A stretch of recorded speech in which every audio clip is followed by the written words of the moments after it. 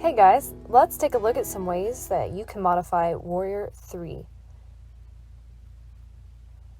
First, let's look at the full expression of the pose and note the activations and alignments. Warrior 3 is a balance pose that requires core strength and stability to hold. The Mula and Uddiyana bandhas are strongly engaged here to support the back.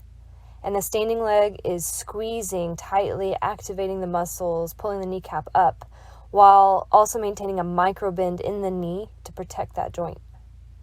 Arms are reaching forward, the gaze follows, and the hips are square. This may be the most difficult aspect of the pose because while finding your balance in this pose can be tricky, turning the hips to face the ground rather than allowing the hips to open really changes the dynamics of the balance.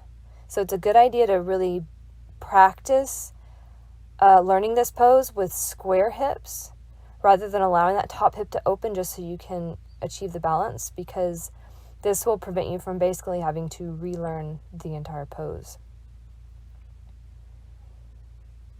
The first modification of this pose is to reach forward with the arms and torso, load the standing leg, but keep the toes of the back leg on the ground as a balancing assist.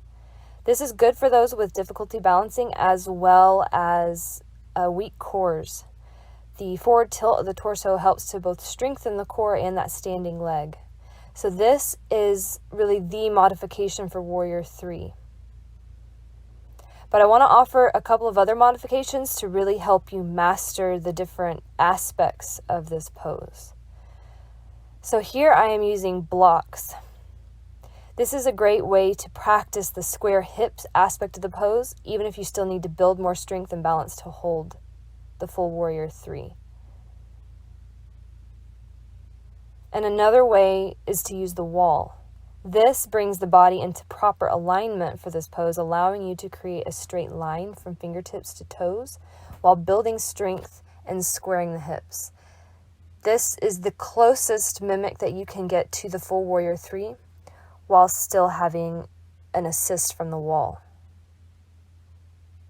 So again, these last two modifications are more for learning correct alignment and shouldn't be practiced exclusively. Dependency on the wall can develop and then progress just will not be made in the pose.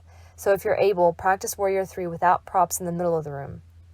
And if you need to modify, use the first modification offered in this video as needed. Only turn to using the blocks or the wall to improve form in this pose.